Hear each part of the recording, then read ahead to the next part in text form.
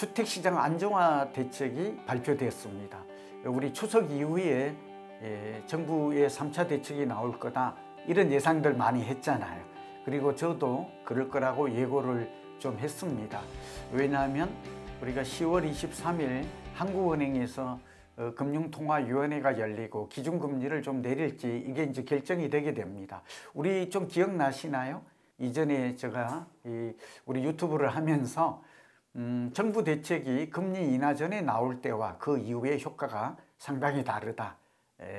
그러니까 집값 안정 효과가 뭐 0.47% 이렇게 효과가 있다. 그러니까 금리를 0.25% 내리면 집값은 0.4% 정도 오르는데 먼저 선제적으로 집값 안정에 대한 정부의 대책이 좀 나올 때 금리 인하가 시장 안정, 그러니까 집값 안정에 더 큰 영향을 미칠 거다. 이런 거 다 알고 계시죠. 그래서 우리는 한국은행이 요청을 했기 때문에 부응했다고 볼 수도 있고, 또 하나는 9.7 대책 이후에 어땠어요? 결국 집값이 일시적으로는 좀 안정되는 듯 했어요. 6.7 대책도 마찬가지예요. 근데 이 약발이 한 달도 안 갔어요.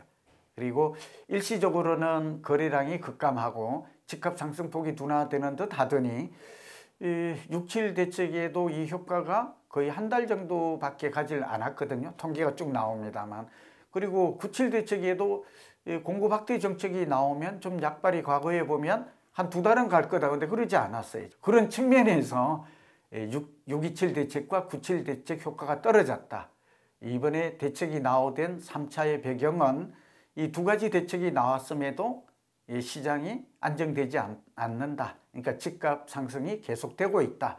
특히 이 강남구와 용산구 규제 지역 외에 이런 지역, 그러니까 대표적인 게 성동, 광진, 뭐 강동, 그리고 판교, 분당, 과천 이런 지역이 우리가 지금 알고 있잖아요. 그리고 한강벨트 얘기가 쭉 나왔잖아요.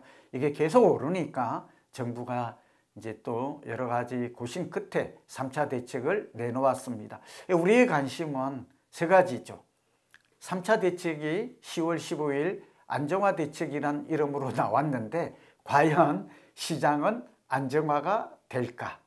그러니까 안정화가 된다는 얘기는 즉 집값과 전셋값이 오르지 않는다 이런 뜻이잖아요. 이렇게 돼야 되는 목적이 달성될 것인가 하는 게 지금 첫 번째 질문이고, 그리고 이 대책이 시장에는 어떤 영향을 미칠까?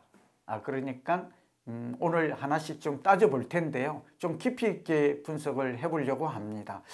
이번에 좀 아쉬운 점은 공급 대책이 빠졌다는 점인데요. 그리고 금융 대책, 말하자면 대출 규제의 방점이 있어요. 그리고 그렇게 하기 이전에 규제 지역을 확대 지정한 점, 이런 점은 좀 긍정적이기도 하고 또 우려되는 점도 있죠. 이런 걸 그러니까 시장에 미치는 파급 효과 영향력 이런 걸 좀 따져보고, 우리는 그러면 실소유자인 경우 뭐 이번에 대책도 투기 수요를 차단하는 거잖아요. 뭐 갭 투자를 비롯해서 대출 받아서 집 사는 거는 원천적으로 차단하고 있기 때문에 뭐 그런 점에서 우리는 어떻게 해야 할까, 이런 세 가지를 중심으로 해서 살펴보도록 하겠습니다. 오늘 이 내용 정말 중요하거든요. 우선 결론부터 말씀을 드리면 이번 대책은 공급 확대 정책이 빠졌다는 점에서 시장의 기대에는 미치지 못합니다. 좀 역부족이다 이런 얘기를 좀 아쉽지만 할 수밖에 없습니다. 저는 이번에 공급 확대 정책, 뭐 예를 들면 뭐 서울의 도심권의 재건축 재개발을 활성화하는 방안, 좀 획기적인 방안이 나올 거다 이렇게 생각을 한편 했고, 그리고 오세훈 서울시장도 그런 걸 막 촉구를 했습니다. 그렇죠? 정부 정책이 그런 정책이 알맹이가 없다면서 현실성이 부족하다. 그 뭐 합리적인 주장이라고 저는 보는데요. 어쨌든 그런 정책이 이번에는 포함되지 않았습니다. 다만 공급 확대는 앞으로 좀 다시 나올 걸로 그렇게 좀 기대되는 측면이 있죠. 그리고 이재명 대통령께서 대통령 후보 시절에 4기 스마트 신도시 하겠다. 뭐 서울 주변에 수도권의 크고 작은 택지가 굉장히 많잖아요. 예를 들면 뭐 용산의 정비창 부지라든지 상암동의 DMC 부지라든지 양재동 화물터미널 뭐 물류창고로 한다고 하지만 지금 주택 공급이 시급한 문제이고 가장 심각한 과제니까 우선 과제로서 좀 이런 것들을 어떻게 활용할까, 이런 것도 좀 단기 공급 대책으로는 굉장히 적합하거든요. 이미 다 평지인데다가 도시 계획만 바꾸면, 건축 용도만 바꾸면 어려움이 없거든요. 국토부와 서울시가 협의를 한다면 말이죠.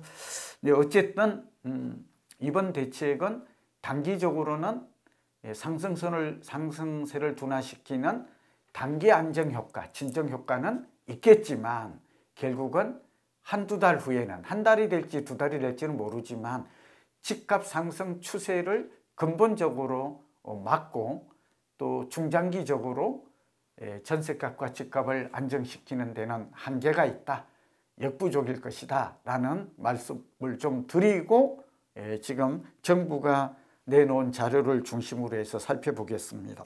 주택시장 동향 분석이라는 자료를 보니까 서울 주택가격은 그 2023년 전후로 급락한 이후 우상향하고 있다. 그건 맞죠? 그리고 최근에는 급등하고 있다. 이런 진단을 내놓았습니다. 이거는 당연히 올바른 진단으로 보입니다. 정확하게는 집값은 2021년 10월에 서울은 고점을 찍었습니다. 이거 중요합니다. 여기 나온 자료는 아니지만. 그리고 정확하게 2023년 6월에 서울의 아파트 가격은 저점을 찍었습니다. 그러니까 여기 2023년 전후로 급락하고 급등하고 있다. 그러니까 2024년부터 강남은 3월부터 이제 급등세가 나타난 것이죠. 그리고 올해 또 급등한 것이죠. 3월부터. 그러니까 두 차례 지금 단기 상승 파동이 나타나고 있다. 이런 저의 의견을 붙여서 설명을 드립니다. 이런 것들이 여러분들에게 알아두시면 도움이 되죠. 6.27 대쪽 발표 후 상승폭이 축소되었으나 8월부터 재차 상승했다. 아까 말씀드렸죠. 그러니까 일시적인 진정효과만 있었고 6.27 대책 초고강도 대출 규제 정책이라고 다 말했잖아요. 근데 우리는 와고TV에서 아니다라고 말했죠. 좀 아쉽지만 대출 규제만으로는 집값을 잡기 어렵다.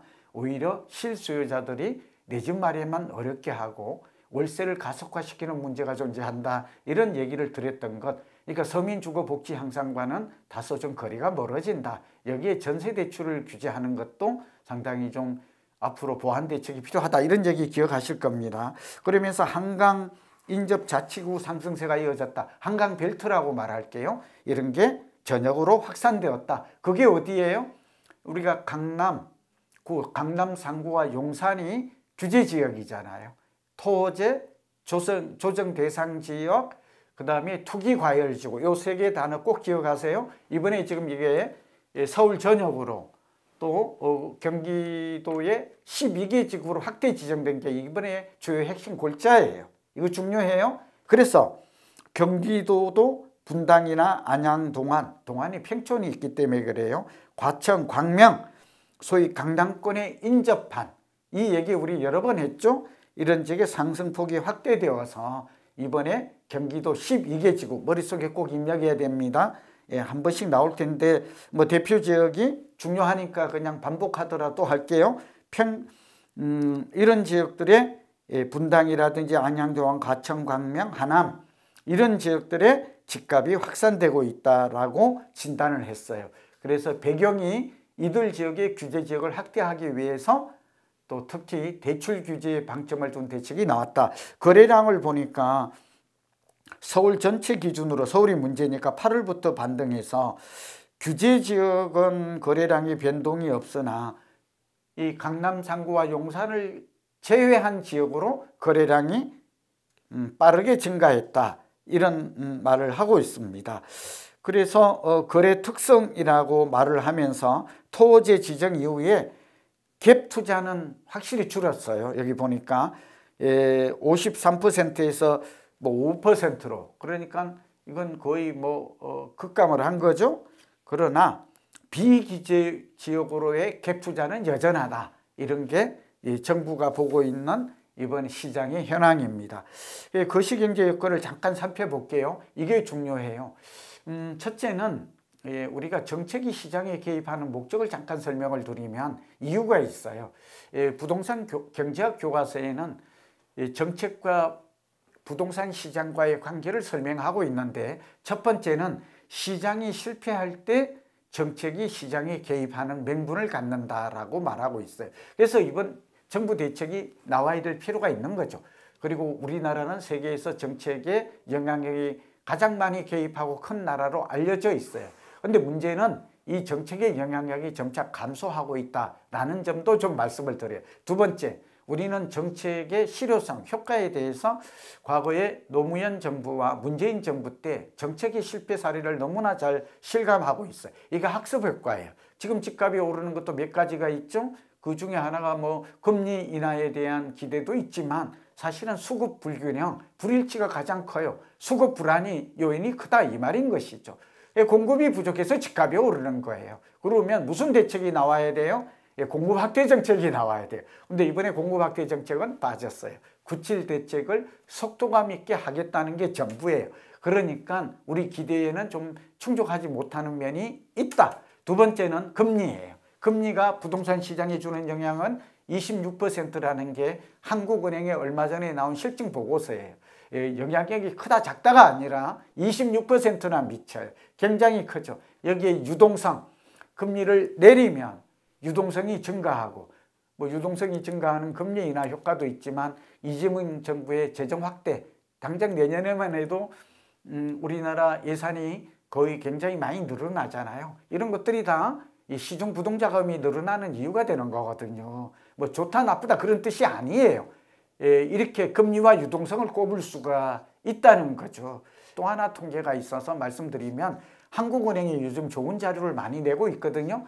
그 중에 하나가 금리를 0.25%, 그러니까 10월 23일 날 금통위가 열리는데 금리를 내릴 확률과 그렇지 않을 확률이 반반인 것 같아요. 본래는 미국이 금리를 내렸기 때문에 우리도 내릴 거다. 글로벌 금리 동조화 이렇게 생각했는데 지금은 또 좀 집값이라든지 여러 가지 가계부채를 감안해서 이창용 한국은행 청조가 최근에 굉장히 신중한 발언을 계속하고 있어요. 그 얘기는 금리를 내리지 않을 수도 있다. 어쩌면 이번도 그렇고 연말까지 이대로 동결할 가능성도 있다 하는 점을 가지고 말씀. 그러나 어쨌든 금리 인하는 분명하게 예고된 그런 수순이에요. 0.25% 내리면 집값은 얼마가 올라요? 0.4%. 그러니까 금리 인하 폭보다 집값 상승률이 2배 정도 높아요. 그러니까 0.4를 기억하라는 게 아니라 금리를 내리면 집값 상승률은 더 높다 하는 얘기예요. 어쨌든 정부는 금리와 유동성이 문제다라는 말을 하고 있고 유동성이 계속 증가하고 있는 게 집값 상승의 원인이다. 이건 올바른 진단이에요. 수급 심리, 부동산의 심리라는 말이 있잖아요.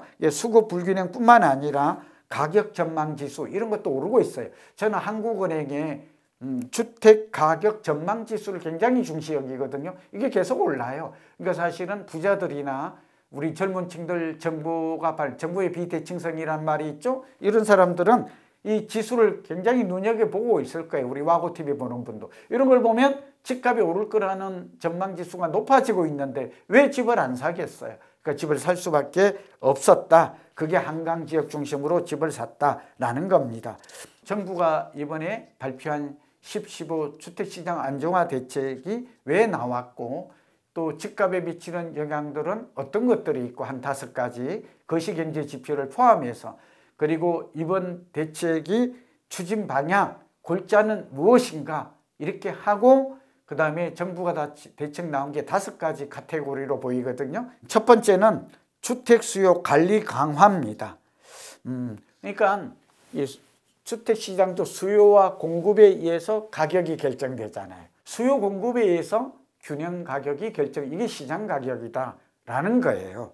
그러니까 이번에 수요 관리 강화 대책, 부동산 금융 규제 강화 대책, 부동산 거래 질서 확립 대책, 부동산 세제 합리화 대책, 주택 공급 확대 방안 신속 이제 앞으로 이행을 하겠다. 이 5가지인데 주택 수요 관리 강화 대책이 일본어로 나왔어요. 그래서 이 내용은 이유가 있는 거다. 그런데 정부의 이번 대책의 방점은 수요와 공급 곡선이 있는데 집값을 안정시키기 위해서 가장 이상적인 방법은 뭘까요? 수요는 줄이고 공급은 늘리는 거예요. 그럼 가격이 내려가겠죠. 그런데 이번에는 공급은 늘리는 대책은 이제 9.7 대책에 나왔기 때문에 그렇게 볼 수는 있어요. 그러나 어쨌든 추가 공급 확대 정책은 없다라는 점이고, 수요를 줄인대요. 그럼 수요는 어떻게 줄일까요? 주택 수요란 결국은 인구와 가구 수에 의해서 결정이 돼요. 그렇죠? 주택은 뭐예요? 삶을 유지하기 위한 필수제. 주식하고 달라요. 꼭 있어야 돼요. 근데 주택 수요가 들쑥날쑥 할까요? 그렇지가 않아요. 물론 소득이 증가하면 내 집을 자가 수요로 하는 사람이 늘어나겠죠.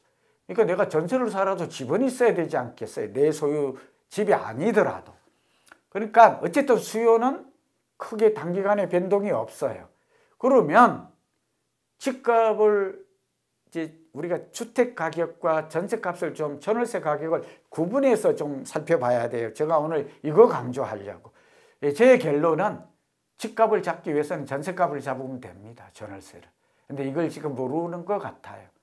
과거 문재인 정부 때도 뭐 이런 얘기 수없이 해도 공무원 포함해서 국회의원 분들에게도 집값 잡는 거 간단합니다. 전월세를 잡으면 됩니다. 서민 주거 복지 향상을 위해서는 전월세 가격을 안정시켜야 됩니다. 그러면 당연히 시장은 안정됩니다. 왜 이 간단한 논리를 모를까요? 전세값이 오르면 3개월, 6개월 후에 집값은 반드시 오릅니다. 전세값이 오르면 전세 살고 있는 사람은 어떻게든 대출을 받아서라도 자가주택으로 전환하려고 합니다. 그건 인간의 기본적인 욕망입니다. 그걸 탓할 수가 없어요. 그게 투기 수요다 이렇게 잡으면 안 되는 거죠. 그래서 오늘 좀 이해가 되셨죠? 이 근본 원인을 알아 근본 해법이 나올 텐데, 근데 이번에 대책은 주택 수요 관리를 관리한다는 말이지만 억제한다는 뜻이에요. 그러면서 이제 갭 투자를 막고, 그 다음에 대출 규제 하나씩 나옵니다. 6억 원에서 최대 2억 원으로 이번에 대출 규제를 강화했어요. 토지와 투기과열지구 조정 대상 지역, 이 세 가지를 강화했다 하는 것입니다. 부동산 금융 규제 강화로는 이번에 아까 말씀드린 대로 주담대 여신 한도를 차등화했고, 차등화했다 그러지만 강화한 거예요. 그 다음에 스트레스 금리 상향, 이게 1.5%인데 스트레스 3%로 수도권하고 투기 이 규제 지역은 올라가요. 그 다음에 전세 대출도 DSR이 적용이 됩니다. 굉장히 초강력 대출 규제입니다. 부동산 거래 질서 확립인데 이 부분은 정가의 보도처럼 늘 하는 거예요. 그래서 저는 새로운 거라고 보질 않아요. 부동산 세제 합리화인데 이번에 세제가, 저는 종부세가 내년 5월 9일까지 다주택자 종부세가 유예되어 있잖아요. 이런 걸 포함해서 좀 양도세도 일부 좀 매물의 잠김 현상을 해소하는 게 나올 거다. 조금 이런 것도 기대했는데 그렇지 못한 점은 좀 아쉬워요. 주택 공급 확대 방안 신속 이행인데 이 부분은 정부가 이번에 새로운 공급 확대 정책은 고심 중에 있거나 미처 지금 준비가 되어 있지 않다. 이 공급 확대가 빠진 점은 소위 말하면 반쪽짜리 이 대책이다. 실효성에서 한계가 있다라는 말씀을 드립니다. 그러면 이어지는 시간에 다시 좀 하나씩 5가지 카테고리를 가지고 우리는 어떻게 실수요자로서 지금 대응해야 할 것인가, 자금력이나 지역에 따라서 또 빌라를 살 것인가, 이런 것들은 다시 이어서 설명을 드리도록 하겠습니다.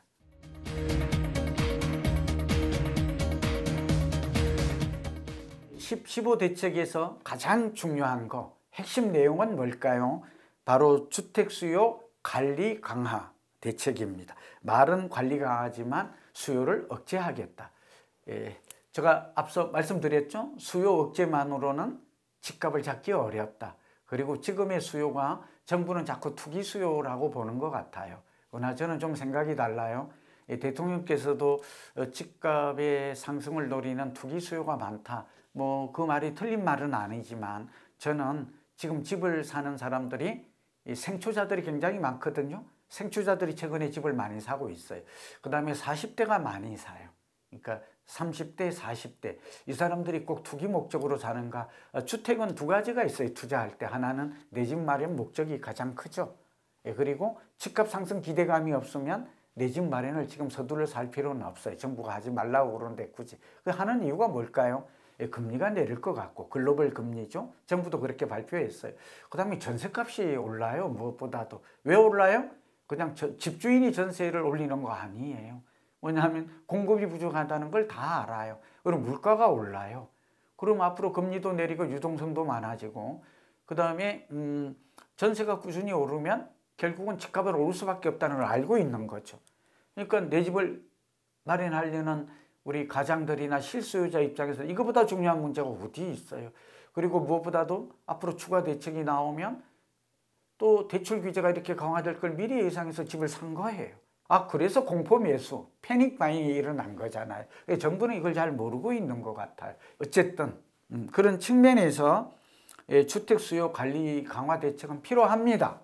그러나 일시적인 대책이고 내 집 마련하고자 하는 그런 실수요자들의 기대나 그런 것들을 충족시키기에는 한계가 있다. 공급만이 답이다. 뭐 그런 얘기를 거듭거듭합니다. 주택 수요 관리 강화 대책으로는 조정 대상 지역, 투기 과열 지구, 여기에다가 토지 거래 허가제, 토제라고 할게요. 조정 지역이라고 부르고 투기 과열 지구라고 할게요. 이런 지역들을 추가로 지정을 했습니다. 이게 이번 대책의 가장 큰 위력입니다. 핵심 내용이고, 그게 이제 어떤 영향을 미치고 그럼 나는 어떻게 해야 될 것인가, 이런 것도 같이 우리는 연결해서 종합적으로 살펴볼게요. 대상 지역인데요, 이거 아주 중요합니다. 서울시 전 지역이 첫 번째 결정됐어요. 25개 구가 있죠.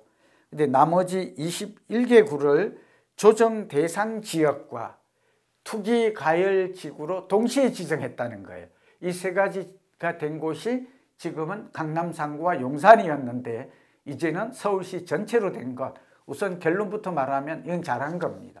자, 조정 대상 지역으로 지정된 지역이 어디냐? 서울 전역은 알 것이고, 경기도를 지금 불러드릴게요.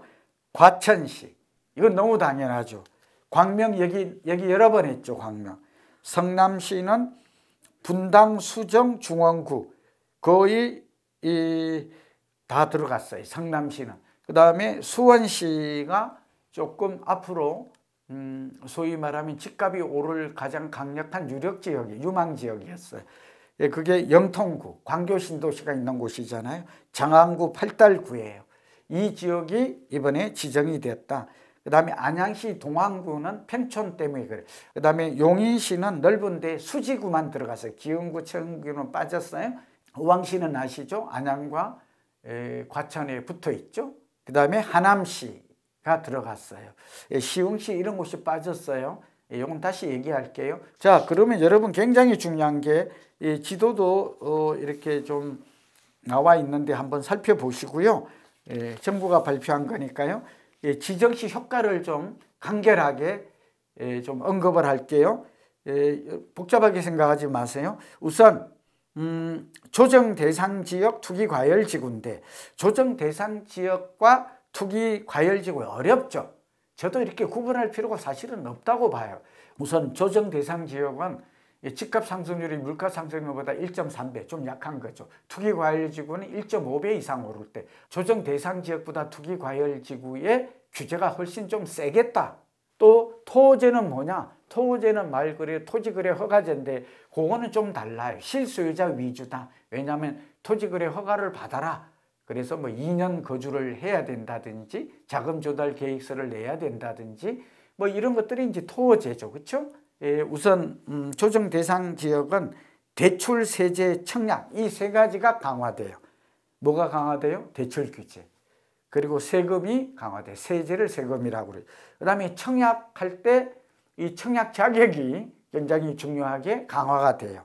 투기 과열 지구도는 대출하고 세금은 아니에요. 청약이 강화돼요. 요 차이가 있고 하나씩 볼게요. 이거는 여러분 국토부가 자료를 발표하고 있기 때문에 한번 좀 살펴보시기 바랍니다. 주택 구입 목적 주담대가 LTV가 중요한데 LTV가 무주택이 이게 70%에서 40%로 줄어들어. 이게 결정적이죠. 그러니까 집값이 10억이면 7억까지 대출이 가능했는데 이게 4억까지 줄어들어요. 물론 또 이거 외에 6억 대출은 또 따로 있는 거예요. 제한은. 어쨌든 40%로 줄어들고 유주택은 안 돼요. 그냥 안 돼. 그래서 여기다가 최대 한도가 6억 원 제한이 걸려 있고 6개월 이내에 전입을 해야 돼요. 최대 만기 30년으로 제한이 돼요. 40년 안 돼요. 그리고 생애 최초 LTV는 70%인데 이게 6개월 이내에 이 부분도 전입해야 돼요. 그러니까 이런 것들은 상당히 강화된 대출 규제다. 이렇게 볼 수 있고 생활안정자금이라고 있죠. 저는 이걸 제한하지 않았으면 좋겠는데 어쨌든 1억 원 한도로 제한이 됩니다. 규제 지역에서는. 다주택자는 안 되게 돼 있고 다주택자 안 되는 거는 그건 당연하고 잘한 조치입니다. 가계대출, 전세대출이 소유권 이전 조건부 전수대출이 안 되고요. 전세대출 그러니까 전세대출을 받아서 집 사는 거 안 된다 지금 이런 얘기입니다. 전세대출 보증 비율을 80%로 그리고 1주택자는 2억 원 이하로 이게 좀 상당히 좀 우리 무주택 세입자한테는 치명적이에요. 전세대출 받아서 전세 들어가기 어렵다. 거듭 말하지만 그 다음에 파급 효과가 뭐예요? 월세로 내몰릴 수밖에 없다. 그럼 월세로 내몰리면 어떻게 돼요? 결국 월세 부담은 전세보다 한 15% 부담이 높거든요. 그런 연구 보고서가 나왔어요. 그럼 결국은 서민의 주거복지는 그만큼 불리하게 악영향이 온다. 신용대출 같은 경우는 대출 1억 원 초과 신용대출을 보유한 차 대출 신용 규제 지역 내에 주택 그러니까 신용대출 받은 사람은 담보대출 못 받아요. 1년 이내에. 굉장히 좀 어려워졌죠. 중도금 이주비 대출이 있어요. 규제 지역 내 1주택 보유자가 해당 주택 재건축 재개발로 중도금 이주비 대출 지급 시 추가 주택 구입이 제한됩니다. 그러니까 말하자면 1주택자가 중도금 대출을 받기가 어려워졌어요. 자, 이것도 사실은 현재 관행과 조금 좀 지나친 면이 있어요. 이것도 실제 수요자이고 그런 사람들도 중도금 대출 보증 발급 요건이 강화된다는 점과 관련해서 본다면 상당히 좀 어려워졌다라고 보입니다. 사업자 대출도 좀 규제가 심화됐고요. 세금 얘기하겠습니다. 조정 대상 지역 다주택자 취득세 중과인데요. 2주택자는 8%, 3주택자는 12%로 늘어나요. 그러니까 앞으로 지금 아까 말씀드렸던 서울 전역과 경기도 12개 지구는 어떻게 돼요? 2주택자부터는 취득세가 3에서 8%로 뛴다 이 말인 겁니다. 3주택자는 12%로 뜁니다. 양도세 중과 같은 것들이 일어나는데 2주택자는 양도세의 기본세율에다가 중과세율이 20%, 3주택은 3이 애우기 쉽죠? 이게 이제 물론 내년 5월 9일까지는 유예되어 있어요. 그러나 이런 것들이 지금 시행이 되고 장특공제라고 들어보셨죠? 장기보유 특별공제 이런 것들이 전면 배제됩니다. 장특공제가 뭡니까? 10년 보유 10년 거주했던 사람에 대해서는 최대 80% 이 부분이 배제된다는 것입니다. 양도세 1세대 1주택 비과세 요건이 뭡니까? 2년 보유하면 되거든요. 근데 조정 대상 지역과 투기 과열 지구에 가면 2년 거주해야 돼요. 그만큼 매물 잠금 현상이 심화되는 것이죠. 조건이 까다로워졌어요. 2년 거주가 더 부과돼요. 이게 규제 지역의 지정 효과다, 세금. 그래서 민간 매입 임대를 했을 때 종부세 합산을 배제해 주었는데 서울과 경기도에 앞으로 12개 지구의 주택을 가지고 있는 사람은 종부세 합산을 한다는 얘기입니다.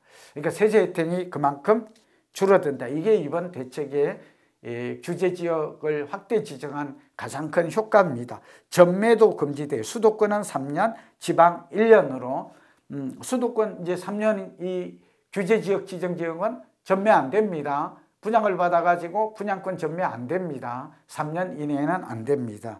오피스텔도 1년 전매가 제한됩니다. 청약 제도가 배로가 많아요. 지역 거주자 우선 분양 제도가 생긴다라는 것이고 또 국민 민영주택계 1순위 자격 요건이 청약통장 가입 후 2년이 경과해야 되고 과거 5년 이내에 당첨된 경력이 없어야 돼요. 그리고 추첨제 무주택자 비율 적용이 차등돼요. 그러니까 무주택자에게 좀 더 우선권이 주어진다. 이런 내용. 재당첨 제한이 7년으로 돼요. 투기과열지구는 재당첨 제한이 10년. 이거는 제가 볼 때 맞는 것 같아요. 왜냐하면 다른 사람에게 내 집 마련의 기회를 더 넓혀준다는 실수요자에게 그런 뜻이죠. 정비사업이 영향을 오는데요. 요거는 재건축 재개발하는 분들 꼭 지금 잠시 여기에 더 경청의 귀를 기울여 주시면 좋을 것 같아요. 조합은 지위 양도가 제한이 돼요. 조합 설립 인가부터 안 돼요. 언제부터 안 돼요? 조합 설립 인가. 우리 재건축은 어때요? 추진이 결성이 되고 또 조합이 결성이 되고 그 다음에 우리가 사업 이제 승인을 받고 그 다음에 관리처분 인가가 들어가잖아요. 그런데 조합 설립 인가일 때부터 조합원의 지위, 분양권이 아니에요. 입주권이 아니에요. 이게 제한이 돼요. 그래서 이게 굉장히 조합원들 입장인데 예외가 있긴 해요. 이게 하여튼 안 된다는 거. 그리고 정비사업의 분양권을 받으면 이거는 조합원은 입주권이라고 그러고 정비사업에 나오는 신규 청약 물량은 이걸 분양권이라고 이제 말을 좀 나누어서 구별해서 이해를 할 필요가 있어요. 재당첨 받는 데는 이렇게 받으면 5년간 재당첨이 안 돼요. 그러니까 이러한 규제가 앞으로 투기과열지구에서 나온다는 것. 그래서 투기과열지구로 지정된 것은 결정적으로 재건축에 지금 추진되고 있거나 조합원이 되는 분들은 좀 이 부분을 놓치면 안 됩니다. 굉장히 강력한 규제입니다. 거래가 제한되는 규제입니다. 조정 대상 지역과 투기과열지구가 어떤 효과가 있는지 세제와 대출, 그 다음에 청약, 전매 제한상에 굉장한 제한이 가해진다 하는 걸 우선 이해할 필요가 있고 이런 것들은 저희도 따로 하겠지만 인터넷에 보면 잘 나와 있기 때문에 또 저도 지금 보고 있습니다만 정부가 발표한 이 내용의 원본을 한번 여러분이 보시면 될 것 같아요. 토지거래 허가구역인데 요거는 여러 번 했기 때문에 간단하게 얘기를 하면 서울, 경기 12개 지역이 추가가 되었고 허가 지역의 대상이 조금 강화됐어요. 아파트만 됐잖아요 지금. 이번에는 동일 단지 내에 아파트가 한 동이라도 있으면 이런 경우가 많아요. 서울하고 수도권이. 그러니까 아파트의 재건축과 재개발이 혼재되어 있다 이렇게 말할 수 있거든요. 이런 지역의 연립이나 다세대 주택도 해당이 돼요. 그러면 어떤 일이 벌어질까요? 아파트가 없는 재개발 지역으로 재개발 지분에 대한 투자 관심은 높아질 것 같아요. 그 다음에 지정 기간은 내년 말까지예요. 그리고 지정이 되면 취득일로부터 2년간 그 지자체로부터 허가를 받아야 되기 때문에 2년간 실거주 의무가 이거는 의무화됩니다. 내 외국인 똑같아요. 위반하면 이행강제금이 부과가 됩니다. 그 다음에 비주택담보대출의 LTV도 강화돼요. 40%로 비주택담보대출. 그러니까 말하자면 상가나 오피스텔 이런 것도 담보대출이 강화된다라는 거예요. 아파트 외에도 이런 현상이 있고요. 자, 이번에 15 대책의 핵심은 뭔가요? 다시 결론을 내립니다.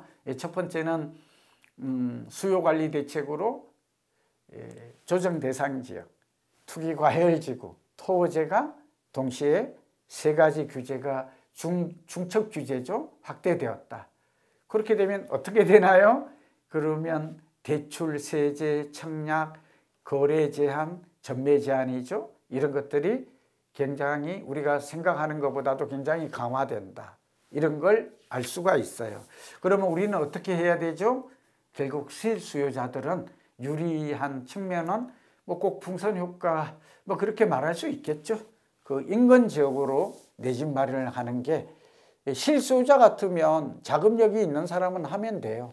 근데 지금 돈이 있는 사람들이 비중이 얼마인지 통계는 없는데 돈 있는 사람들은 여전히 규제 지역으로 몰릴 거예요. 그리고 규제 지역의 매물이 거의 안 나올 거예요. 물론 자금이 필요한 사람은 내놓겠지만 과거 경험을 보면 서울에 지금 서둘러서 집 팔자 이런 현상을 기대하기는 어려워요. 그러나 매수세는 좀 줄어들겠죠. 그 줄어드는 매수세가 누구예요? 제가 볼 때는 돈 없는 무주택자 젊은 세대가 아닐까. 이 사람들은 서울에 집 사기는 어려워졌다. 그러면 또 그 다음에 질문은 내가 못 샀는데 나는 어떡할까요? 이거는 우리 과거에 학습효과 경험이 있다. 그런 지역 위주로 관심을 가지고 내 집 마련하는 게 좋겠다라는 말씀을 좀 드리는 거예요. 왜냐하면 공급 부족이나 금리 인하가 되면 적어도 3, 4년간 집값이 오를 확률은 높고 또 정부가 공급 확대 정책도 단기 실질적으로 내놓고 있지 못하잖아요. 의도적으로 내놓지 못하다기보다는 토지가 없고 뭐 상당히 좀 어려움을 겪는 것 같아요. 이거는 과거 노무현, 문재인 정부 때 똑같았고, 물론 집값이 이렇게 공급이 안 된 데는 지난 그 정부의 탓이 좀 가장 크다고 저는 아무것도 안 했잖아요. 예, 그런 면에서 뭐 누구 탓을 하고자 하는 게 아니라 지금 정부도 뾰족한 해법을 내놓고 있지 않고 과거에 누적된 공급을 안 한 것들이 지금 누적되어서 전세가가 집값이 급등으로 나타나고 있고 이 해법을 찾아야 되는데 지금 정부는 이걸 좀 찾고 있지 못하다. 그런 얘기를 하면서 수요관리 억제 정책, 이번에 규제 정책이 어떤 영향을 주는지에 대해서 알아보았습니다.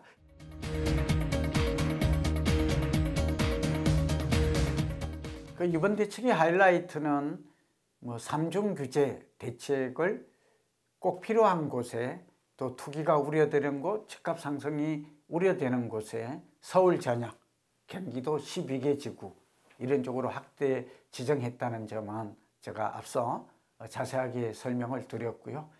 이제 정말 갭 투자를 하거나 뭐 지방 거주자가 이들 지역의 집 사기는 어려워졌어요. 저는 뭐 잘했다고 봅니다. 이거는 항상 빈틈이 있고 부작용이 있듯이 이럴 경우 가장 대출받아서 집을 사야 되는데 집값이 비싸니까 이 실수요자들의 내 집 마련의 그 문턱이 높아졌다든지 또 전세 대출마저 막혀서 월세로 내몰릴 수밖에 없다. 좀 심하게 말하면. 그렇지 않아도 월세의 가속화가 지금 진행이 되고 있어요. 예를 들면 4대 6에서 6대 4로 역전이 됐거든요.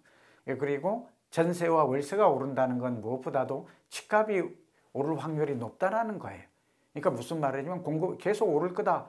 그런 면에서 저는 이제 금융 규제, 대출 규제 강화가 어떤 영향을 미칠 것인가 하는 것은 이해가 되고 또 이런 것들이 근본 해법이다 이렇게 보기는 어렵지 않다라는 말씀을 드리면서 그러나 이번에 얼마만큼의 대출 규제만큼은 이번 정부가 가장 여기에 방점을 두고 있어요. 제가 보면 이게 어쩌면 하이라이트라고 볼 수 있어요. 그리고 규제 지역 지정과도 직접적으로 연결되어 있는 거다. 상관도가 높다 하는 얘기는 계속 설명을 드리고 있어요. 앞으로 주택 정책이 제가 볼 때 이제 2달에 3달에 한 번씩 계속 나올 것 같아요. 이대로 가면 정책의 대전환이죠. 주택가격 수준에 따라서 주담대 여신 한도를 차등화했다. 이런 제목을 지금 보고 있는데요. 주담대의 한도를 지금까지는 6억 원이었잖아요. 다 아는 내용이죠. 근데 이게 가격에 따라서 좀 세분화 차별화했어요. 차등화했는데 15억 원 이하는 그대로 6억 원이에요. 그러니까 서울의 평균 아파트 가격 14억 원을 감안하면 뭐 실수요자 입장에서는 큰 타격은 없다. 또 이렇게도 볼 수 있어요. 어쨌든 15억에서 25억까지는 4억 원이에요. 더 줄어들어요. 집값은 비싼데 대출 한도는 더 줄어요. 그러니까 이제 집 사지 말라 이 말인 거예요. 그러니까 웬만하면 서울은 지금 25평형도 도심권은 거의 10억이잖아요. 20억이에요. 그러니까 이 집 사지 말라는 거예요. 돈 없으면. 그럼 결국은 돈 있는 사람만 사라. 또 이런 얘기가 또 다른 해석이 될 수 있죠. 25억 초과되면 2억 원. 그러니까 돈 없는 무주택자는 이제 서울의 한강벨트를 포함해서 집값이 비싼 지역의 집은 응남생심 살 생각을 하지 마세요. 지금 이 얘기를 한 겁니다. 그 수요를 줄이겠다는 것입니다. 돈 있는 사람은 현금 부자는 아무 상관이 없죠. 부모로부터 도움을 받는 중요 이거 아무 상관이 없어요. 참 이 점이 항상 모든 정책은 양면성이 있지만 이번에 정책의 그런 부작용, 긍정적인 것과 부정적인 측면이 있다. 스트레스 금리를 상향 조정했어요. 이건 우리 예상했던 거예요. 1.5% 지금 3단계 스트레스 제도가 시행이 되고 있잖아요. 1.5% 그러니까 대출 금리에 스트레스 금리를 추가로 가산하는 건데 이게 1.5거든요. 근데 이게 최대 3%로 높아져요. 그러니까 고정금리 기간에 5년 미만, 뭐 30% 미만, 30%에서 50%, 뭐 굉장히 복잡해요. 하여튼 설명하는데도 어쨌든 우리의 머릿속에는 규제지역에 집을 사면 대출 한도도 줄어들고 스트레스 금리가 지금 예상했던 것보다 금리가 내리더라도 가산된다. 대출받아 집 사면 그만큼 집 사기 어려워졌고 예상했던 그 기대 수익률보다 수익률이 대출 금리가 오르니까 그렇게 생각하면 됩니다. 또 하나는 이 전세 대출인데요. 이 같은 경우에는 지금 전세입자가 직격탄을 맞죠. 1주택자가 수도권 규제 지역에서 임차인으로 전세 대출을 받는 경우 전세 대출 이자 상환분을 DSR에 반영을 해요. 지금 이게 빠졌어요. 정책 대출하고 뭐 생초자, 디딤돌, 버팀목 대출 같은 거. 근데 전세 대출이 이번에 들어갔어요. 예고가 되어 있어요. 그러니까 이게 무슨 말이에요? 그러니까 전세 대출을 받고 있던 사람은 앞으로 추가 대출을 받기가 어려워요. 그만큼 한도도 줄어들게 된다는 거죠. 그러니까 한마디로 추가 대출을 받는 건 굉장히 어려워졌다. 그러니까 대출 받아서 집 사기도 함께 어려워졌다 하는 걸 알 수 있습니다. 그 다음에 이거는 은행권인데요. 위험가중치라는 제도가 있어요. 이게 왜 나왔나 그러면 가계부채가 급증을 하니까 은행들마다 대출 목표치를 부여했어요. 목표치. 근데 이게 목표치가 지금 거의 다 찼다라는 거예요. 그래서 지금부터 대출 받기가 사실은 좀 어려워졌어요. 굉장히 좀 문제가 있죠. 여기에다가 위험가중치를 하게 되면 앞으로 주택담보, 그러니까 은행은 주담대만 하는 건 아니잖아요. 뭐 기업의 생산자금, 설비자금 대출도 있죠. 위험가중치가 많아지게 되면 충당금을 더 그만큼 많이 쌓아야 돼요. 그렇게 되면 주택담보대출을 할 수 있는 대출 한도 자금 규모가 줄어들 수밖에 없어요. 그러니까 은행이 강제적으로라도 주담대를 줄여라. 그러니까 대출해주는 기간을 옥죄는 그런 이번에 조치가 나왔다 하는 점이에요. 은행에 대출을 조이면 대출이 꼭 필요한 사람은 어디로 가야 되죠? 네, 제2금융기관이라고 하는 뭐 저축은행이나 보험회사 뭐 이런 데로 가야 돼요. 그렇죠? 그렇게 되면 어떻게 돼요? 금리가 올라가요. 대출 받아서 집을 사는 걸 막는 건 좋은데 결국은 꼭 자금이 필요한 사람에 대해서마저도 이렇게 규제를 일괄적으로 초강력 규제를 하게 되면 요즘 가계부채가 늘어나서 연체율도 높아지고 있는데 뭐 이런 사람들은 좀 어떡하라고 이런 질문에 대한 답을 우리 이재명 정부는 또 해야 될 것 같아요. 지금은 집값 잡는 데는 이게 필요하지만 선의의 피해자가 없도록 또 내 집 마련이 꼭 필요한 사람들은 대출에 숨통을 주담대는 연체율이 높지 않거든요. 특히 그 소득이 있는 젊은 사람들은 상환 능력이 장기적으로 있는 사람들은 선진국도 오히려 정책자금 대출 내 집 마련은 장려한다는 점 이제 정부 정책에도 제한을 드리고 또 우리도 나름대로 여기서 대출 규제가 이거는 어떻게 할 수가 없으니까 여기에 할 수 있는 최선이 아니더라도 차선책을 선택하는 방법은 굉장히 많다 하는 말. 뭐 예를 들면 분양을 받는 방법이 있죠. 정부도 그렇게 하겠다고 하니까 재건축 재개발에서 나오는 거 무주택자라는 말이죠. 또 특별공급 제가 설명 많이 들었죠. 잘 찾아보면 거기에 한 6가지 특별공급에 혜택이 주어지고 있으니까 그런 것도 활용한다든지 경공매 NPL 투자를 한다든지 뭐 집값이 강남만큼 많이 오르지는 않지만 또 앞으로 오를 지역이 많거든요. 부동산 경기 사이클을 보면 어쨌든 3, 4년간 70% 확률로 올라요. 그런 걸 생각해서 내 몸에 맞는 최적화된 해법을 찾는 노력을 같이 포기하지 말고 하자 하는 말씀을 드리면서 또 다음 끝까지 경청하시면 큰 도움이 될 것입니다.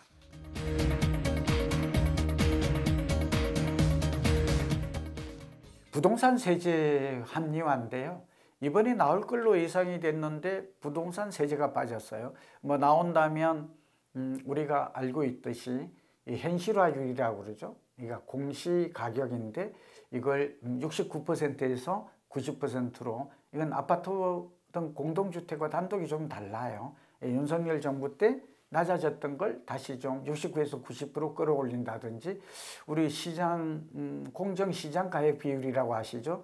이거는 공시가격의 반영뿐만 아니라 공시가격을 반영하는 게 현실화율이고, 공시가격을 해서 이제 과세표준액이라고 있어요. 좀 복잡하죠.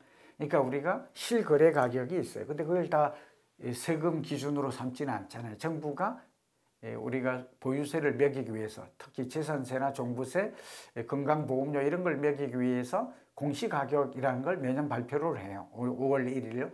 여기에 반영되는 게 이제 현실화율이고, 공시가격을 그대로 기준으로 해서 세금을 매기지 않아요. 또 과세 표준액인데 이게 지금 80% 60%로 낮아졌는데 이런 것들을 다시 80%로 올린다, 이런 내용이 있고, 또 우리가 종부세가 우리 글로벌 스탠다드로 볼 때 조금 좀 다주택자 매물을 내놓는데 그건 좀 도움이 된다고 봐요. 매물 잠김 현상을 해소하는데, 신규 공급은 없더라도 기존 매물이라도 좀 나오게 하는 데는 뭐 좀 도움이 돼요. 이 세금을 좋아하는 사람은 없죠. 호환마마보다도 어렵다고. 그리고 이게 내놓으려고 해도 세금 부담이 좀, 보유 부담은 늘리고 세부담은 좀 줄여주어야, 특히 강남 같은 경우에는 저처럼 고령자가 많거든요. 60대 이상이 많아요. 소득이 없죠? 이게 보유세를 높이면 종부세가 특히 부담으로 다가올 수 있거든요. 내년 5월 9일 이후에는 뭐 종부세 폭탄 그렇게 말할 수 있어요. 근데 좀 양도세를 좀 낮춰주어야 남아 팔고 또 포트폴리오를 재구성할 거 아니에요. 그렇죠? 그건 이제 고령층에 저는 그 내용을, 아픔을, 어려움을 잘 알고 있으니까요. 그런데 이번에 세제는 다음으로 미뤘어요. 구체적인 세제 개편의 방향은 다음에 종합적으로 검토해서 발표하겠다 해서, 다음 대책이 나온다면 세제 대책이 중심이 될 가능성, 조만간 나올 가능성, 저는 연말 이전에 나올 것 같아요. 왜냐하면 지금 10월 15일 이후에 나왔지만 이사철이 이제 10월 말 정도 되면 마무리되거든요. 그러니까 15 대책에 영향을 미친다면 이제 계절주 수요가 감소하고, 뭐 타이밍은 좋다고 그랬죠. 좀 안정될 여지는 있어요. 상승폭이 둔화될 여지는. 그러나 문제는 내년 봄에 다시 오를 가능성도 배제하기 어렵죠. 이 약발이 끝나고 내성이 생긴다고 그래. 면역 효과라고 그러죠. 과거에 그래 왔어요. 지금 말하고 있는 게 아니라. 공급 대책이 안 나오면 집값이 안정될 거라는 기대감이 저부터도 없고 모든 전문가들이 한결같이 말하잖아요. 내 집이 없는 무주택자는 전월세가 계속 오르는 걸 내가 보고 있어요. 그리고 우리나라 주간 단위로 나오는 집값이 떨어지지 않고 계속 올라요. 그리고 내가 사고자 하는 주택에 가보면 급매물이나 빨리 팔고자 하는 매물이 축적이 되지를 않아요. 매물이 나오면 어떻게 돼요? 교과서에는 이제 집값 상승 기대감이 없네? 던져야 돼. 오를 만큼 올랐다. 이래서 던져야, 그때 내가 던지면 다른 사람도 그 안 팔리는 걸 보고 너나 나나 던진다고 그래요. 그때 비로소 폭탄 돌리기가 끝나요. 그러니까 오를 만큼 올랐고 여기 이 거품이 축적되고, 그랬을 때 비로소 폭탄 돌리기는 끝나는 거죠. 폭탄 돌리기의 성격이 없는 것은 아니에요. 그러나 지금은 언제 꺼질지 몰라요. 그런데 지금 여러 가지 상황, 변수 있죠? 집값이나 부동산 시장의 변화 요인은 5가지 변화 요인 10가지 중에 이게 지금 우리나라의 집값을 끌어올리고 있고, 우리뿐만 아니라 미국이나 일본이나 싱가포르나 대만이나 지금 유럽과 중국만 집값이 좀 안 오르고 있거든요. 경제난 때문에. 그런 것들이 보면 우리는 그런 사람들하고 상황이 다르잖아요. 그래서 집값이 오르는 거다 하는 것도 정부도 알았으면 좋겠고 우리도 알았으면 좋겠어요. 그런 측면에서 저는 다음번에는 공급 확대, 세금 대책 나오더라도 좀 매물이 나오면서 거래가 활성화되는 이런 정책도 함께 나오기를 기대합니다.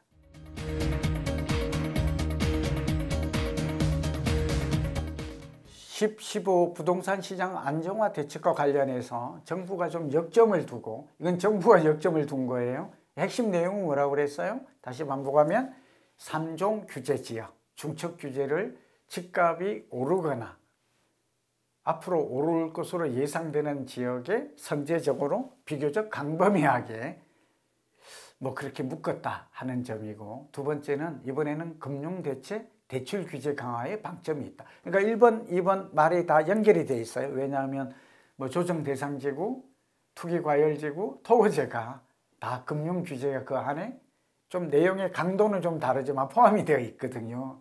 예, 그런 측면에서 여러분들은 지금 이해를 하셨을 겁니다. 정부가 조금 시장의 경고를 레드죠. 레드 카드를 내놓은 것 중에 하나가 부동산 거래질서 확립입니다. 내용을 좀 살펴보면 부동산 관련 불법 행위를 범정부적으로 대응하기. 근데 사실 이런 얘기 여러 번 들어보지 않아요? 이번에 처음 나온 내용은 아니죠. 그러나 한번 뭐 이번엔 조금 더 광범위하고 좀 센 내용이 나온 건 맞아요. 국토부가 생각할 때는 최근에 가격 띄우기 현상이라고, 저도 이 문제라고 생각해요. 대표적인 게 뭐예요? 일부 중개사예요. 이 집값을 올리려고 일부 중개사의 일탈인데 다 그렇다는 얘기는 아니고, 집값이 얼마에 계약됐다 이렇게 해서 거래 신고를 해요. 우리 거래 신고제도 아시죠? 이 전산망에 올려요. 그러니까 지금 21억에 거래된 게 최종인데 22억에 거래됐다고 올려요. 최근 사례예요. 그런 현상들이 상당히 적발이 많이 되었어요. 그러니까 국토부가 이런 문제를 해서 특사경 특별사법경찰제도를 도입해서 하겠다라는 거고요. 국토부뿐만 아니라 국세청도 나섰습니다. 한강인접지역 초고가주택 30억으로 예시를 했거든요. 대개 다 30억 이상 합니다. 이런 주택에 대해서는 실수요자라도 외국인 연소자까지 포함해서 강화된 기준으로 조사를 하겠다라는 것입니다. 뭐 증여뿐만 아니라 탈세, 자금 출처 조사까지 할 것 같아요. 요즘은 우리가 그 규제 지역에 하게 되면 자금 조달 계획서는 기본이죠. 그리고 여기 입주 계획까지 해야 되거든요. 그 다음에 증빙자료. 그러니까 증빙자료라 그러면 자금 출처의 증빙이에요. 그러니까 젊은이가 집을 샀다. 물론 이제 증여세 신고를 하겠죠. 그러나 그것까지도 면밀하게 들여다보겠다. 그리고 대출 받지 않고도 현금으로 한 사람도 집 한번 살려다가 잘못하면 탈탈 털릴 수가 있어요. 이 집을 산 이 돈이 어디서부터 왔는가. 소위 말하면 뭐 탈세를 했거나 뭐 세금을 정당하게 내지 않은 자금도 소위 검은 돈일 가능성도 배제할 수 없잖아요.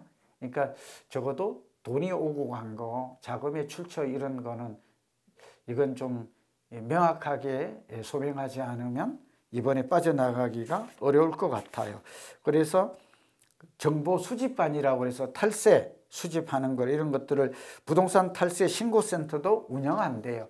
여기 신고하게 되면 그 보상도 있죠. 그걸 뭐라고 하는데 저는 그 관심이 없어서 잘 몰랐네요.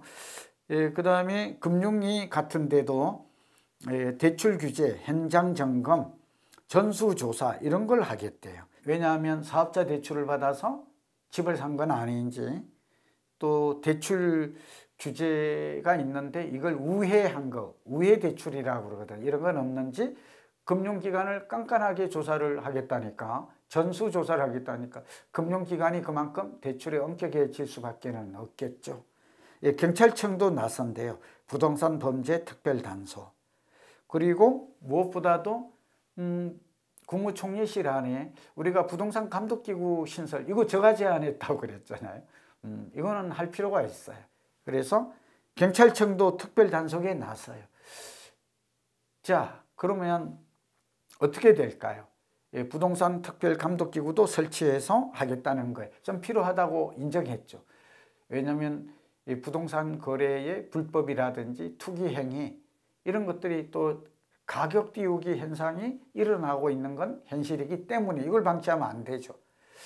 그래서 이런 대책이나 또 이런 활동 필요합니다. 그런데 두 가지 문제가 있어요. 이렇게 되면 결국 과거는 어떤 일이 벌어졌나, 이거는 우리 같이 우리 와고TV 보는 여러분들은 구독자분들은 아셔야 돼요. 그럼 결국은 단속이 나올 때 중개사들은 다 문을 닫고 잠적을 합니다.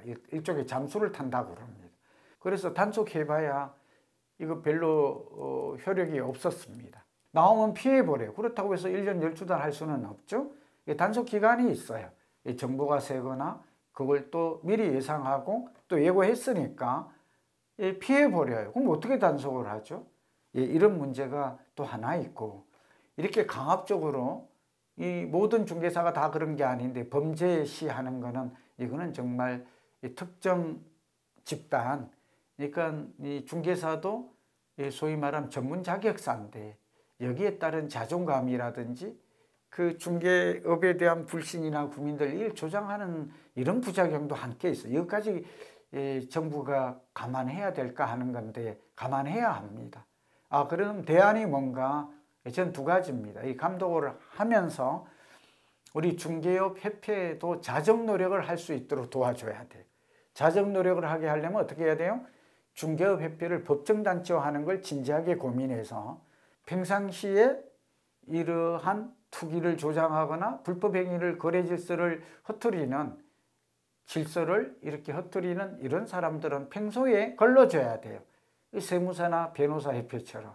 그렇게 하려면 이 사람들을 가장 잘 아는 게 협회잖아요. 공인중개사 협회가 있거든요. 11만 명이 종사하는. 제가 이 말씀 길게 드리는 이유는 이러한 이제 전문인들에게는 전문인답게 거기에 따른 전문성도 높여주고 책임감도 부여하고 투명하게 하는 게 어떨까. 그리고 부동산 감독기구는 만들어야 합니다. 이거는 중개사뿐만 아니라 불법공사가 지금 성행하고 있고 여러 가지 문제가 산재도 발생하고 있는 거잖아요. 대통령께서도 굉장히 관심을 가지고 있죠. 이런 문제 같은 것들을 좀 해소하는 방법에는 부동산 감독기구도 좀 필요하다. 그거는 단순히 단속하고 감독하고 관리한다는 게 아니라 여기에 따른 해법도 그때그때마다 좀 내놓을 수가 있거든요. 금감원이 이런 역할을 비교적 잘한다고 보고 있어요. 과거 정부가 했어야 됐어요. 그러나 이번 정부에는 기대하는 게 많잖아요. 우리가 과거 탓만 할 수는 없죠. 이렇게 적극적 창의적으로 거래 질서 확립, 불법 행위 엄단, 또 여기에 따른 감독기구 설치, 이런 것들이 조만간 나타나서 우리 전세 사기 예방도 포함하고 전세 사기도 막고 또 공인중개사들의 책임감과 전문성도 높여주고 또 정부가 체계적으로 관리할 수 있는 감독 시스템 체계를 갖춘다면 소위 말하는 집값 안정이나 피해를 막는 좋은 방법이 될 것으로 보입니다.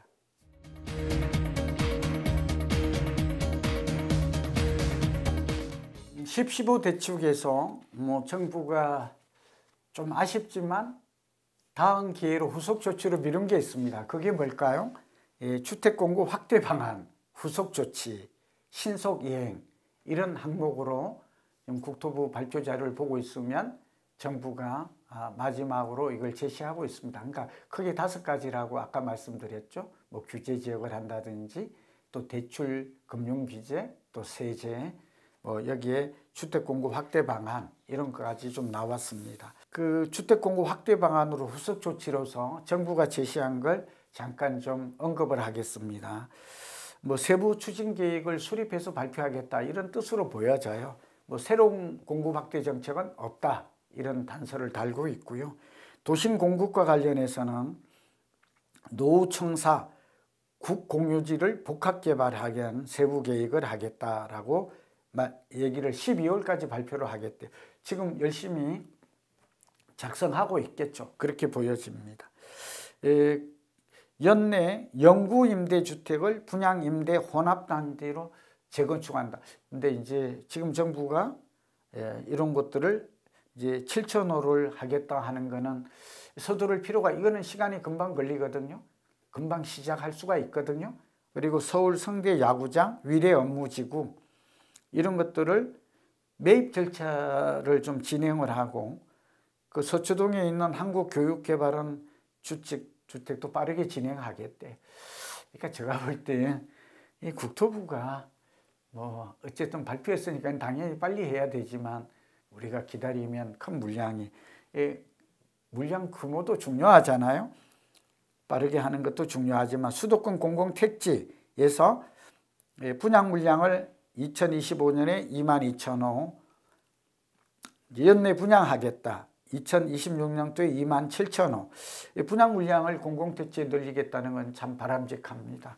이런 것들은 신속하게 행하겠다고 하니까 청약통장을 가진 분들은 관심을 가질 필요가 있겠죠.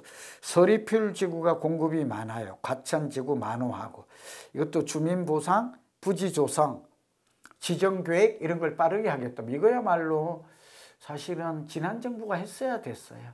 참 만시지탄이죠. 왜 안 했는지 아쉽습니다. 서울시도 마찬가지고요. 그리고 수도권 신규 택지 3만 호를 발표하겠다. 요건 상당히 눈에 띄어요. 이번에 공급 확대가 빠졌다고 그러지만 3만 호. 근데 물량이 좀 적죠?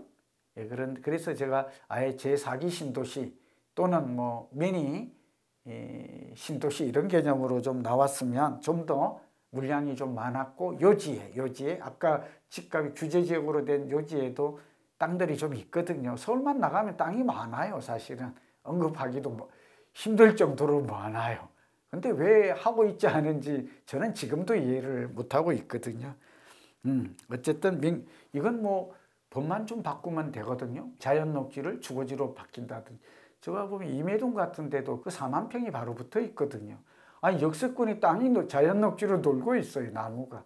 그리고 제가 여기 강남도 내곡동, 세곡동만 벗어나면 비닐하우스가 참 많아요. 그 다음에 마곡지구라고 아시죠? 남양주. 여기 가도 논밭이 굉장히 많아요. 한 50만, 100만 평. 그거 지금 GTX 들어설 예정이거든요. 지금 농사도 안 지어요. 이런 땅들이 많은데 왜 안 할까?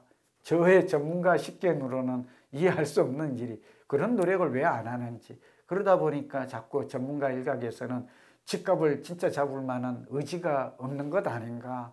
뭐 공급 확대가 쉽지 않죠. 서울의 도심권은 땅이 없으니까.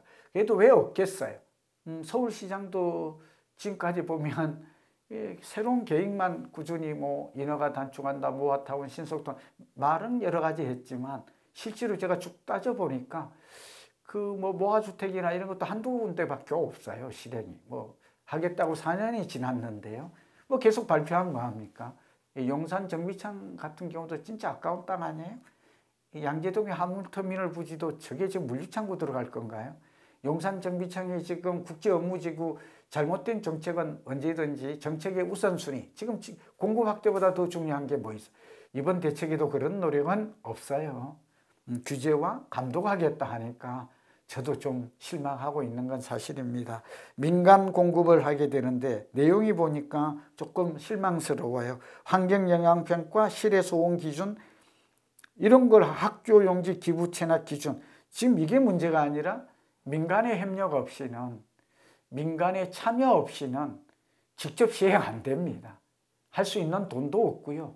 조직도 없고 사람도 없습니다. 경험도. 그게 공급한다고 해서 되는 게 아니죠. 예, 그리고 지금 LH 자체가 지금까지 지난 3년간 보면 목표했던 공급을 채우지도 못했어요. 돈도 없고. 근데 어떻게 갑자기 해요? 예, 그러니까 결국은 민간이 참여할 수 있는 기회, 역할 이러면서 공동으로 가야 돼요. 이 싱가포르 모델이라고 HDB 주택청 모델로 가야 되거든요. 근데 이번에 그런 얘기가 좀 빠져서 답답한 마음에 좀 언급을 합니다. 주택 공급 확대의 방안은 조만간 새로운 계획이기보다는 제가 볼 때 뭐 연말 연초에는 또 나올 것 같아요. 집값이 지금은 바로 가라앉을 가능성이 뭐 상승폭은 둔화되겠지만 또 거래는 급감하겠지만 매물이 안 나오고 글로벌 동향도 그렇고 거시경제도 그렇고 또 이재명 정부는 뭐 경제 성장률도 높이고 있잖아요. 그런 기대감 때문에 지금 주식시장, 자산시장이 달아오르고 있고 특히 안전자산 필수재화라고 하는 주택으로는 금, 은 못지않게 안전자산으로 꼽히고 있잖아요. 그리고 무엇보다도 집이 없는 사람은 내 집을 가져야 되겠다는 욕망이 나쁜 게 아니에요. 너무 강해요. 생초자의 주택 비중이 40%가 높아요. 그리고 40대가 집을 가장 많이 사고 있어요. 이런 것들이 지금 그런 얘기를 말해주고 있는 거잖아요. 근데 실수요자들이 집을 못 사게 한다고 집을 안 살 것인가? 하나는 공공임대아파트, 공공분양을 대폭 늘리는 거죠. 대폭 늘려야 돼요. 뭐 이유와 변명을 대면 안 돼요. 방법이 없다면 차라리 없다고 얘기를 해야 돼요. 그리고 또 하나는 용적률을 높인다고 합니다만 외국처럼 발상의 전환, 뉴욕이나 싱가포르가 일본도 그래요. 지금 뭐 70층 제한을 할 필요가 있나요? 지금 70층까지 했어요.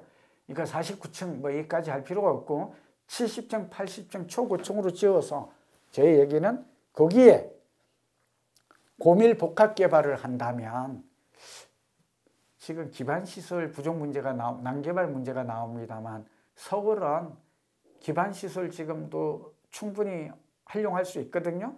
토지나 공간이나 이런 시설이 그렇게 부족하지 않아요. 특히 교통이 문제가 되는 거잖아요. 제가 볼 때는 이런 것들을 보완해서 얼마든지 좀 발상의 전환, 대전환이 좀 필요하다 이런 얘기를 좀 합니다. 그런 측면에서 공급 대책이 없다, 뾰족한 방법을 찾기 힘들다, 서울에 강남에는 땅이 없다 이렇게만 할 게 아니라 그린벨트 포함하고 한강변 토지 포함하고 예를 들면 업무지구라든지 물류창고라든지 이런 걸 계획하고 있는 땅들을 잘 활용하고 저는 목동 같은 경우도 층고를 좀 더 높여서 예를 들면 잠실주거단지 압구정 현대 음마아파트도 저는 더 고밀로 높이 올리는 거 필요하다고 봅니다. 필요하다고. 기부 체납을 좀 공공개혁을 받아서라도 그렇게 높인다고 해서 그렇게 지금 난개발이나 뭐 그런 문제는 발생하지 않을 것 같아요. 조금 선진국의 사례 역발상을 한다면 지금이야말로 초고밀 복합 개발을 통해서 단기간에 공급을 늘리는 방법이 될 수도 있다 하는 말씀을 드리면서 정부가 공급 확대 방안 후속 조치 이행과 관련해서 좀 더 업그레이드된 적극적이고 창의적인 찾아보면 대안이 있다 이런 정책 건의도 하면서 여러분 이 시간 마칩니다.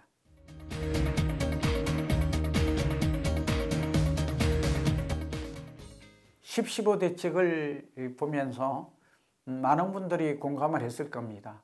뭐 이번 대책으로 집값이 잡힐 거다, 시장이 안정될 거다 그렇게 생각하는 분은 매우 드문 것 같습니다. 뭐 이거는 이유가 세 가지죠. 하나는 원인을 알면 해법을 찾을 수 있다는 말이 하나 있잖아요. 집값이 지금 오르는 이유는 공급의 부족, 수급의 불균형, 이건 정부도 인정했습니다. 그리고 앞으로 금리가 더 추가로 인하될 거다. 지금 벌써 시중의 대출금리가 내렸잖아요. 유동성이 증가하면 지금 4,235조라 그랬죠. 시중에 지금 갈 곳 없는 부동자금은 한 2,200~300조 정도 되고 뭐 가계부채도 비슷해요. 그러니까 가진 자는 돈을 많이 가지고 있고 이게 결국 부동산의 양극화를 가져오는 이유라는 건 설명을 드렸죠. 결국 이번 대책에도 보면 규제 대책, 그 다음에 금융 대출 규제 대책이 나오면 돈을 가진 자는 영향이 없어요. 그렇게 되면 어떻게 될까요?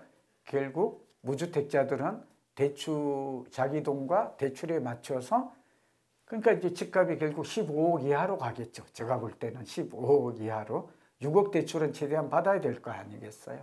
이렇게 갈 것이고 그 다음에 그렇게 되면 결국 어떻게 돼요? 고가에 우리가 30억 이런 것들 20억 30억 되는 주택들은 이제 매물이 나와야 되는데 1주택자들은 매물 안 내놓겠죠. 이것 때문에 그냥 내가 살던 집을 파는 사람이 있을까요? 두 번째는 이분들이 당장 매물을 내놓지 않으면 사고자 하는 사람이 돈 가진 자들은 이곳만 가려고 할 거예요. 그러면 어떻게 돼요? 그럼 또 매물이 없으니까 집값이 안 내리고 계속 오를 가능성이 있죠. 호가 위주로든. 그리고 돈이 없는 사람들은 15억 이하로 이제 내려갈 것이고, 그러니까 서울의 외곽 지역으로 가겠죠. 그런 지역들은 실소유자 위주로 거래가 그렇게 줄어들 것 같지 않아요. 노도각이나. 그리고 경기도나 인천으로 가겠죠. 이번에 인천은 빠졌지만 인천에 뭐 좋은 지역들, 뭐 송도, 청라나 앞으로 개발 호재가 있는 지역들은 좀 움직일 여지가 있겠죠. 좀 그렇게 보여집니다. 그러니까 양극화는 더 심화된다, 이 얘기 지금 하고 있는 거고, 또 대출 규제의 단점이 뭐예요? 결국 자기 자금이 얼마 있는 사람은 고가주택, 강남이나 규제 지역으로 갈 수는 없을 거고, 그러니까 결국 전세에 살아야 되겠죠. 전세를 사는 수밖에 없어요. 아니면 그 외 비규제 지역 중에 그나마 유망한 지역으로 가야 된다. 비유망한 지역은 어디로 봐요? 지도를 좀 펴놓고 이렇게 보면 뭐 금방 알 수 있죠. 이 규제 지역의 색깔이 칠해. 그 옆 동네로 가거나 아니면 뭐 신안산선에서 GTX 이런 호재가 있는 지역 많잖아요. 예, 이런 지역으로, 또 과거에 그런 지역들이 어김없이 올랐었고 하니까 차근차근 확산돼서 갈 것이고, 결국은 수도권이 다 오르면 지방으로 확산이 될 가능성은 높다. 저는 내년 봄쯤 뭐 서울, 부산, 대구, 광주, 대전 그렇게 보잖아요. 신규 공급도 좀 맡기고 전세가 오르는 지역 위주로 가격이 이제 오를 가능성이 높다라고 본 거예요. 그 다음에 이제 가장 큰 피해가 소위 말하면 전월세 사는, 전세 살면서 월세로 내몰리는 사람들이에요. 이 문제가 상당히 심각해요. 근데 저는 이유야를 막론하고 월세는 전세보다 주거비 부담이 높아요. 15%.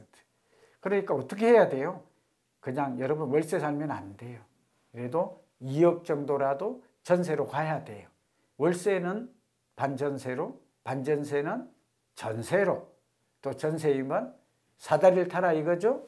예, 자가주택으로 가는 방향은 이거는 꼭 지켜야 될 것 같아요.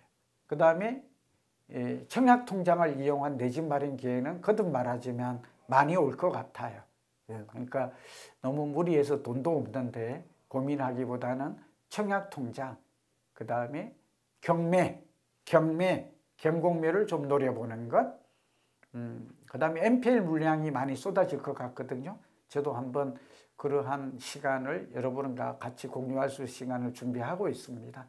예, 우리가 하늘이 무너져도 솟아날 구멍이 있다, 이런 얘기를 하고, 문제가 있으면 해법이 있다. 근데 이번 대책은 원인이 있으면 해법을 찾을 수 있는데 그게 미흡하다.